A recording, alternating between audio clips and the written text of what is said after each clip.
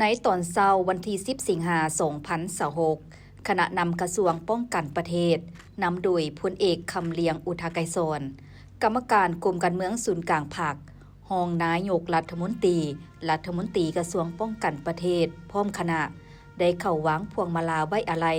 ต่อการจากไปของสหายไสยสมพรพรหมวิหารอดีตกรรมการกรมการเมืองศูนย์กลางภาคอดีตประธานสภาแห่งชาติถือว่าเป็นการสูญเสียการนำขันสูงและบุคคลสำคัญอีกบุคคลหนึ่งของภาครัฐและประชาชนลาวบ่ดาเผ่าเพื่อเป็นการแสดงความกตัญญูรู้บุญคุณ